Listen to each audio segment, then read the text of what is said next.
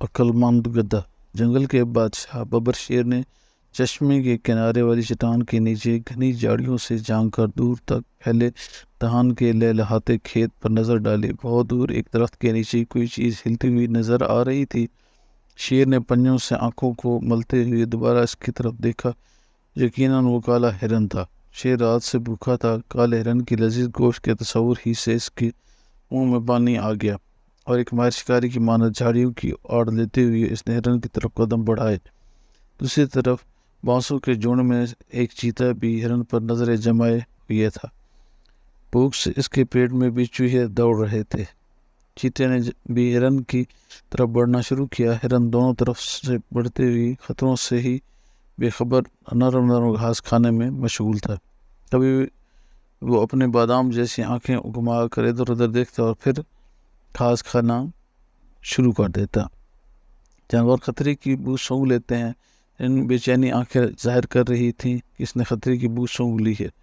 اس نے کان کھڑے کر کے گردن گھما کر چشمے طرف دیکھا، جہاں میدان میں دو ریچھ کے بچے کھیل رہے تھے۔ ابھی ہرن پہاڑ کی طرف رخ کرنے کا سوچ ہی رہا تھا کہ مشرق کی جانب سے شیر اور چیتے نے جھاڑیوں سے چھلانگ لگائی۔ دونوں تیر کی طرح ہرن کی طرف لپکے۔ ہرن لمبی لمبی چل مارتا ہوا پہاڑ کی طرف بھاگا۔ شیر اور چیتے کی رفتار کے مقابلے میں ہرن کی رفتار کم تھی، لیکن وہ اپنے ہلکے اور سڈول جسم کی وجہ سے دونوں کو بچا دیتے ہوئے بھاگ رہا تھا۔ اس بھاگ دوڑ میں ان تینوں نے میلوں کا فاصلہ طے کر لیا۔ آخرکار ہرن ایک چٹان پر چڑھ گیا جو اتنی اونچی تھی کہ اس پر شیر اور چیتا نہیں چڑھ سکتے تھے۔ شیر اور چیتا چٹان کے نیچے زبانیں نکالے ہانپ رہے تھے اور ہرن کو للچائی نظروں سے دیکھ رہے تھے۔ جب سانس درست ہوئی تو شیر نے کہا، یہ میرا شکار ہے، پہلے میں اسے نہیں طاقت تھا۔ چیتے نے غصے سے جواب دیا، آج جنگل کے بادشاہ ضرور ہیں، لیکن یہ جنگل ہے، انسانوں کی دنیا نہیں کہ بادشاہ جو چاہے کرے۔ جانور اپنے حقوق کی حفاظت کرنا خوب جانتے ہیں۔ یہ میرا شکار ہے۔ شیر دہاڑا، انسان ہو یا جانور، جس کی لاٹھی اس کی بھینس کا قانون ہر جگہ چلتا ہے۔ میں نے زیادہ طاقتور ہوں۔ شیر اور چیتے کی تکرار سن کر ہرن اطمینان کا سانس لیا اور کہا، میں محترم بادشاہ ہوں، یہ میری خوش نصیبی ہوگی کہ میں آپ جیسے شاہی خاندان کے افراد کے غذا بن جاؤں، لیکن پہلے آپ دونوں طے کر لیں کہ آپ میں سے کون میرا لذیذ گوشت نوش فرمائے گا۔